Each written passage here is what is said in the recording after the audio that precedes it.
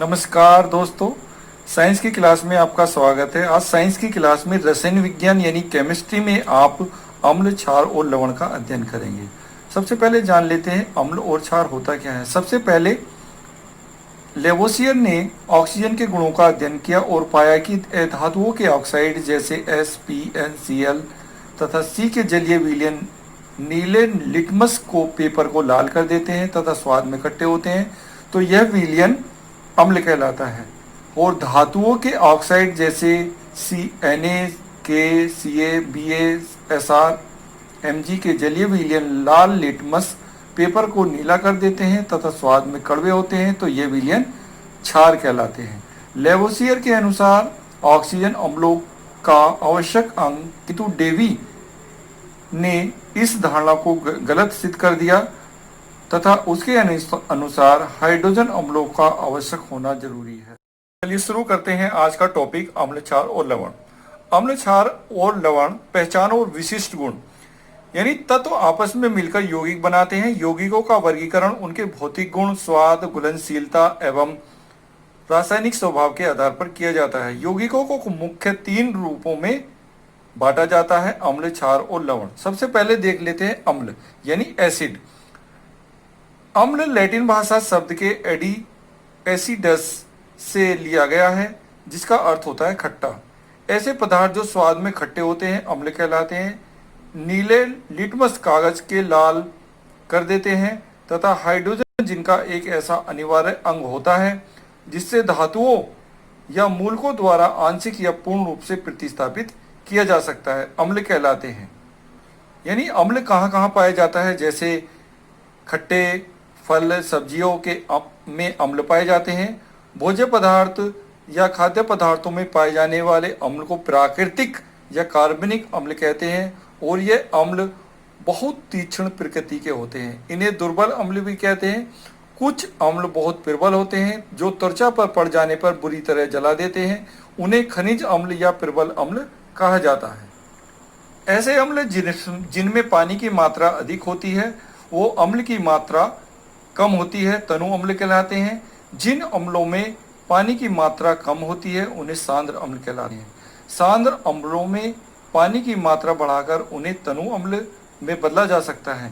तनु अम्ल को बनाते समय विशेष ध्यान रखना चाहिए कि पहले पात्र में लेकर धीरे धीरे उसमें अम्ल मिलाना चाहिए। कभी भी अम्ल में पानी नहीं मिलाना चाहिए।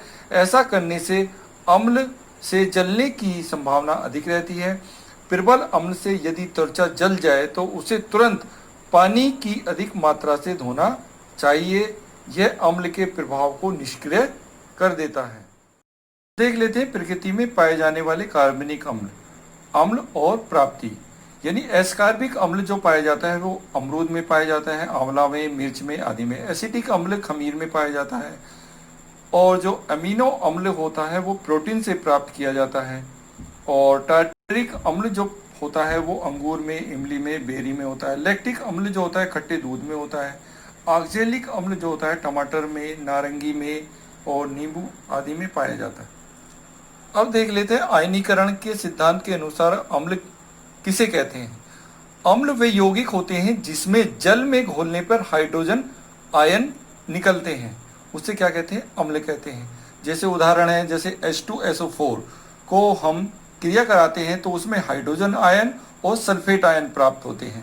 इसी प्रकार हम हाइड्रोक्लोरिक अम्ल यानी HCl को क्रिया कराते हैं तो उसमें हाइड्रोजन और क्लोरीन आयन प्राप्त होते हैं, तो इसमें H आयन का होना जरूरी है।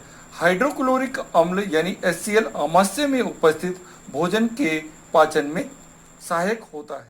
हाइड्रोक्लोरिक हमारे पेट में पाया जाता है जो हमारे भोजन को गलाने का कार्य करता है। अब देख लेते हैं प्रबल अम्ल और उसके सूत्र।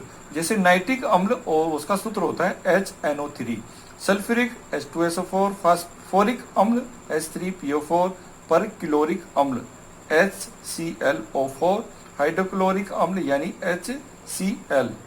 अब देख लेते हैं कि प्रिपरेशन ऑफ एसिड यानी अम्ल बनाने की विधियां कौन कौन सी होती हैं।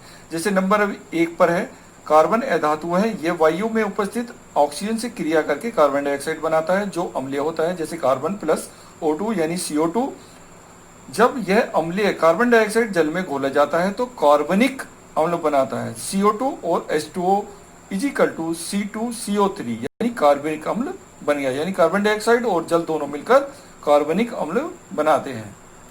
नंबर 2 पर देखिए, जैसे जब सोडियम क्लोराइड को सांद्र सल्फ्यूरिक अम्ल के साथ गर्म किया जाता है तो हाइड्रोक्लोरिक अम्ल प्राप्त होता है। इनका सूत्र होता है NaCl plus H2SO4 is equal to Na2SO4 और HCl, यानी इसमें सोडियम सल्फेट और हाइड्रोक्लोरिक अम्ल बनता है। अब देखते हैं अम्लों की जांच कैसे करेंगे, यानी टेस्ट ऑफ एसिड कैसे जांच करेंगे कि ये अम्ल है।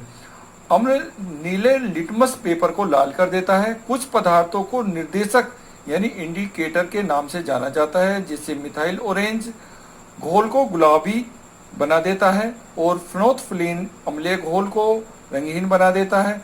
अम्लों के भौतिक गुण यानी physical properties of acid. Number 1 है, कुछ अम्ल जल में घुल जाते हैं। अम्ल का स्वाद खट्टा होता है। अम्ल मिथाइल ऑरेंज के घोल को गुलाबी बना देते हैं। अम्ल नीले लिटमस पेपर को लाल कर देते हैं। अब देख लेते हैं अम्लों के रासायनिक गुण यानी केमिकल प्रॉपर्टीज ऑफ एसिड। अम्लों के धातु क्लोराइड के साथ अभिक्रिया, जैसे अम्ल के साथ धातु क्लोराइड क्रिया करके धातु के लवण तथा अम्ल बनाते हैं। जैसे NaCl और H2SO4 मिलकर Na2SO4 प्लस HCl यानी सोडियम सल्फेट और हाइड्रोक्लोरिक अम्ल बनाते हैं। देख लेते हैं अम्लों की धातुओं के हाइड्रोक्साइड के साथ अभिक्रिया, यानी धातु हाइड्रोक्साइड को सभी तनु अम्ल के साथ अभिक्रिया करके धातु का लवण एवं जल बनाते हैं। जैसे NaOH और HCl मिलकर NaCl और H2O यानी सोडियम क्लोराइड और जल बनाते हैं, या NaOH और H2SO4 मिलकर Na2SO4 और H2O बनाते हैं यानी जल बनाते हैं। तीसरा पॉइंट देख लेते हैं अम्लों की धातुओं के साथ अभिक्रिया। धातुएं अम्ल तनु अम्लों से अभिक्रिया करके लवण तथा हाइड्रोजन गैस बनाते हैं। जैसे कार्बन Cu यानी कॉपर और सल्फ्यूरिक अम्ल यानी H2SO4 दोनों मिलकर क्या बनाते हैं, CuSO4 यानी कॉपर सल्फेट और हाइड्रोजन गैस बनाते हैं। और दूसरा जो धातु होता है वो मैग्नीशियम के साथ क्रिया करके Mg plus 2HCl is equal to MgCl2 और हाइड्रोजन गैस बनती है। अगला देख लेते हैं अम्लों के धातुओं के ऑक्साइड के साथ क्रिया करके। जैसे CuO प्लस HNO3 इसके साथ क्रिया कराई जाती है तो कॉपर नाइट्रेट यानी CuNO3 का ट्वाइस प्लस जल बनता है, H2O बनता है। नंबर 5 पर देख लेते हैं अम्लों की धातुओं के साथ के कार्बोनेटों के साथ अभिक्रिया करके धातु कार्बोनेट से अभिक्रिया करके धातु का लवण और कार्बन डाइऑक्साइड तथा जल बनाते हैं। जैसे MgCO3 और HCl मिलकर MgCl2 यानी मैग्नीशियम क्लोराइड और कार्बन डाइऑक्साइड और जल बनाते हैं। मान लेते हैं कि अम्लों का प्रयोग कहाँ कहाँ किया जाता है यानी यूजेस ऑफ एसिड। नंबर 1 पर देखेंगे आप नाइट्रिक अम्ल यानी HNO3 का उपयोग उर्वरक, विस्फोटक, रंग रोगन, औषधि बनाने, कार की बैटरियों तथा सोने तथा चांदी के शोधन में किया जाता है। दूसरा देखेंगे सल्फ्यूरिक अम्ल यानी H2SO4 का उपयोग कृत्रिम रेसे बनाने में, धावन सोडा, प्लास्टिक बनाने में किया जाता है। नंबर 3 पर देखिए हाइड्रोक्लोरिक अम्ल का प्रयोग पेंट, प्लास्टिक, रंग रोगन उद्योग, वस्त्र उद्योग में कपड़ा रंगने के लिए किया जाता है। नंबर 4 टाइटेरिक अम्ल का प्रयोग बेकिंग सोडा बनाने में किया जाता है। इस प्रकार से ये अम्ल का टॉपिक पूरा होता है। अब देखते हैं कि अम्लों का वर्गीकरण, जो टॉपिक रह गया उसमें देख लेते हैं अम्लों का वर्गीकरण, यानी ये 3 वर्गों में डिवाइड किया गया है। नंबर 1 पर है ऑक्सी अम्ल, जिन अम्लों में हाइड्रोजन और ऑक्सीजन दोनों होते हैं उन्हें ऑक्सी अम्ल कहते हैं। इनका निर्माण प्राय धातुओं के ऑक्साइड को जल में घोलने पर होता है, जैसे सल्फ्यूरिक अम्ल, नाइट्रिक अम्ल आदि। और दूसरा देख लेते हैं हाइड्रो अम्ल, जिन अम्लों में ऑक्सीजन नहीं होता, तनु हाइड्रोजन और धातु तत्व होता है, हाइड्रो अम्ल कहलाते हैं। जैसे HCl हाइड्रोक्लोरिक अम्ल और हाइड्रोसाइनिक अम्ल यानी HCN आदि। तीसरा है आपका थायो अम्ल, जिसमें थोड़ा सा भाग सल्फर का उपस्थित होता है। जैसे थायो अम्ल H2SO3 यानी थायो सल्फ्यूरिक अम्ल और HCNS यानी थायोसाइनिक अम्ल। इस प्रकार से ये अम्ल पूरा होता है। अब हम चलते हैं नेक्स्ट क्षार की ओर। अब देखते हैं क्षार यानी बेस क्या होता है या किसे कहते हैं। ऐसे क्षारक जो जल में विलय होते हैं क्षार कहलाते हैं। ऐसे पदार्थ जिनका स्वाद कड़वा होता है और स्पर्श करने पर साबुन जैसे लगते हैं भस्म या क्षारक या बेस कहलाते हैं। जो भस्म या क्षारक जल में अत्यधिक घुलनशील होते हैं वो क्षार कहलाते हैं, जैसे NaOH या KOH चूने का पानी यानी CaOH का ट्वाइस। अतः सभी क्षार भस्म है परंतु सभी भस्म क्षार नहीं है। नोट, कुछ बातें लिखी गई हैं, जैसे क्षारों के अध्ययन करने से पहले हमें एल्कली के बारे में पता होना चाहिए। एल्कली का अरबी भाषा में पौधों की राख से होता है। दूसरा पॉइंट है, जैसे क्षारों का निर्माण पौधों को जलाकर प्राप्त किया जाता है। एल्कली वे क्षार हैं जो जल में घुल जाते हैं। तीसरा पॉइंट है, जैसे क्षार वह पदार्थ है जो अम्लता को समाप्त करता है, जैसे क्षार अम्ल को उदासीन करता है। Baking soda, sodium bicarbonate, calcium oxide और धावन सोडा कार्बोनेट क्षार हैं। अम्ल की तरह क्षार भी तीक्ष्ण व प्रबल होते हैं। सोडियम व पोटेशियम के हाइड्रोक्साइड प्रबल एल्कली होते हैं। सोडियम हाइड्रोक्साइड और सोडियम कार्बोनेट में तीक्ष्ण क्षार होते हैं। अब देख लेते हैं आयनीकरण के सिद्धांत के अनुसार क्षार किसे कहते हैं। क्षारक जल में घुलने पर OH आयन देता है, जैसे NaOH को अगर तोड़ा जाता है तो उसमें सोडियम आयन और OH आयन देते हैं, यानी जिसमें OH आयन प्राप्त होता है उसे क्या कहते हैं, क्षार कहते हैं। परिभाषा से स्पष्ट है कि समस्त तत्व क्षार नहीं होते परंतु प्रत्येक क्षार क्षारक होता है। क्षारक जो कि क्षार है निम्न प्रकार है, जैसे सोडियम हाइड्रोक्साइड जिसमें OH आयन है, जैसे NaOH है। पोटेशियम हाइड्रोक्साइड KOH है। कैल्शियम हाइड्रोक्साइड CaOH का twice. Ammonium hydroxide NH4OH। Calcium hydroxide CaO है और सोडियम ऑक्साइड Na2O। अब क्षार बनाने की विधियां देखते हैं कौन कौन सी होती हैं, यानी क्षार बनाने की विधियां यानी methods of preparation of base. धातुओं की सीधे ऑक्सीजन के साथ अभिक्रिया द्वारा क्षार बनाया जाता है। धातु की ऑक्सीजन के साथ गर्म किया जाता है, धातु ऑक्साइड बनते हैं, जैसे Ca यानी कैल्शियम प्लस O2 यानी CaO calcium hydroxide. Mg plus O2 गर्म किया जाता है तो MgO बनता है। Na प्लस O2 Na2O बनता है। Al प्लस O2 दोनों को गर्म किया जाता है तो Al2O3 यानी एल्यूमिनियम हाइड्रोक्साइड प्राप्त किया जाता है। बनाने की विधियां देखते हैं, जैसे जल में धातु ऑक्साइड को घोलकर एल्कली बनाया जाता है, जैसे CaO plus H2O CaOH twice यानी कैल्शियम हाइड्रोक्साइड प्राप्त किया जाता है। MgO प्लस H2O यानी मैग्नीशियम ऑक्साइड और हाइड्रोजल दोनों मिलकर MgOH का ट्वाइस बनाते हैं। अब देखते हैं कि क्षार की जांच कैसे करेंगे, यानी टेस्ट ऑफ बेस कैसा होगा। क्षार लाल लिटमस पत्र को नीला कर देता है। दूसरा पॉइंट है, क्षार घोल में फिनाइल फ्लेथीन का घोल गुलाबी हो जाता है। क्षारीय अम्ल में मिथाइल ऑरेंज का रंग पीला हो जाता है। अब देख लेते हैं एल्कली के भौतिक गुण। जैसे नंबर 1 पर एल्कली का स्वाद तीखा होता है। नंबर 2 पर है ये चिकना युक्त पदार्थ होता है। और तीसरा होता है एल्कली प्रबल क्षयकारी प्रकृति का होता है। जब यह त्वचा के संपर्क में आता है तो जलन पैदा करता है। अब देखते हैं कि क्षार के रासायनिक गुण यानी chemical properties of alkali. Number 1 पर है, जैसे क्षारों के अमोनियम लवण के साथ क्रिया। जब क्षार अमोनियम लवण के साथ अभिक्रिया करते हैं तो अमोनिया गैस और जल बनाते हैं, जैसे NH4Cl यानी अमोनियम क्लोराइड और NaOH सोडियम हाइड्रोक्साइड दोनों क्रिया करते हैं तो कैल्शियम क्लोराइड NaCl और अमोनिया यानी NH3 और जल यानी H2O बनाते हैं। दूसरा है क्षारों की अम्लों के साथ अभिक्रिया, यानी क्षार जैसे NaOH और तनु अम्ल यानी HCl दोनों क्रिया करते हैं तो सोडियम क्लोराइड और जल बनते हैं यानी NaCl और H2O बनते हैं। तीसरा पॉइंट देख लेते हैं, क्षारों पर ताप का प्रभाव यानी NH4OH जब गर्म किया जाता है तो अमोनिया गैस अलग हो जाती है और H2 अलग हो जाता है। नंबर 4 पे देखते हैं क्षारों का अम्लीय ऑक्साइड के साथ अभिक्रिया, यानी NaOH और CO2 मिलकर Na2CO3 और जल यानी सोडियम कार्बोनेट और जल बनाते हैं। क्षारों की धातुओं के घुलनशील लवणों के साथ अभिक्रिया करती है तो Al2SO4 का थ्राइस प्लस 6 NaOH जब अभिक्रिया कराई जाती है तो 2AlOH थ्राइस प्लस 3 Na2SO4 बनता है, यानी एल्यूमिनियम हाइड्रोक्साइड और सोडियम सल्फाइड बन जाता है। अब देखते हैं कि क्षारों का उपयोग यूज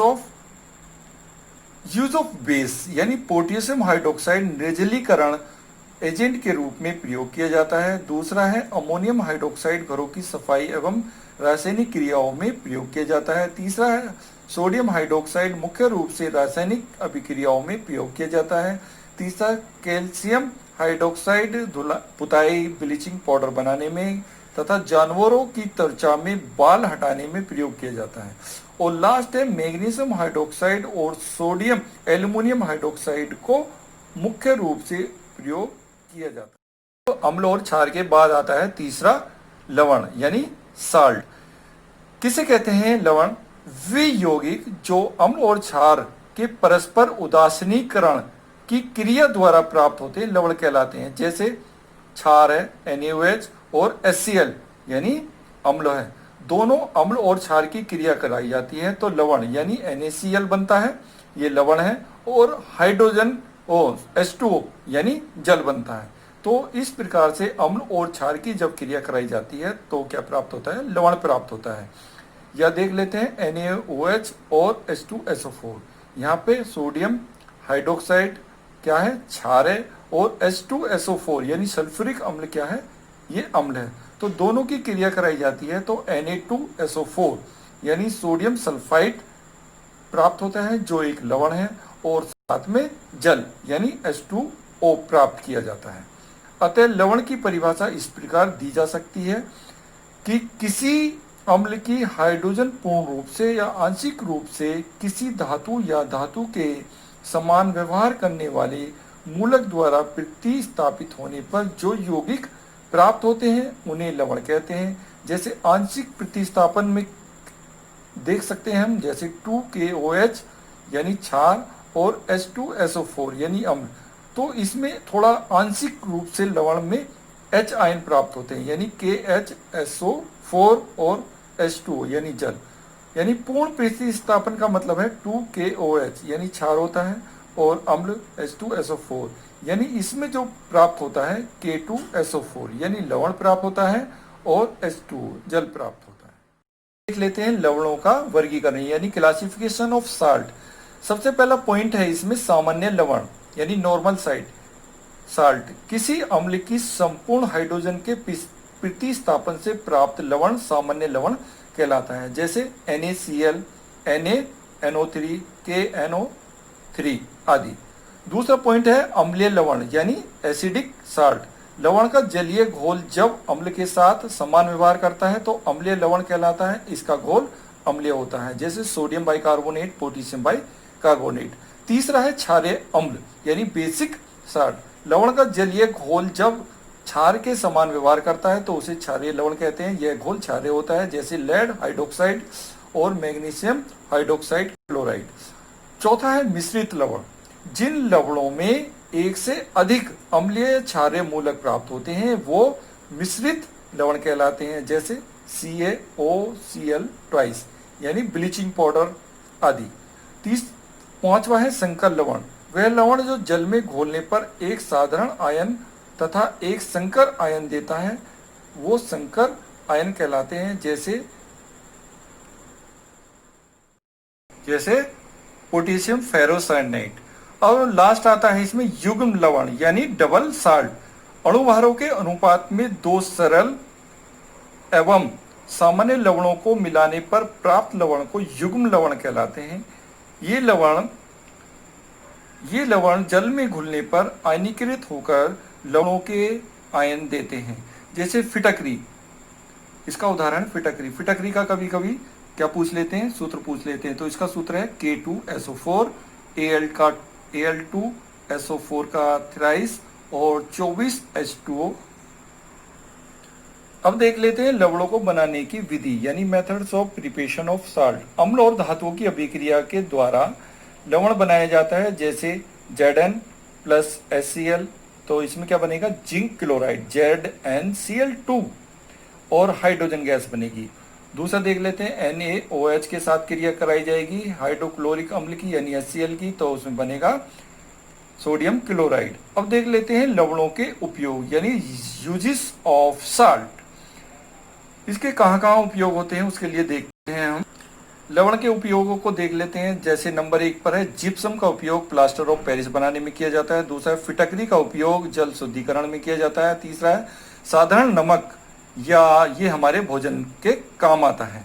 धावन सोडा को सोडियम बाइकार्बोनेट भी कहा जाता है। इसका उपयोग लॉन्ड्री कांच बनाने में, डिटर्जेंट पाउडर बनाने में किया जाता है।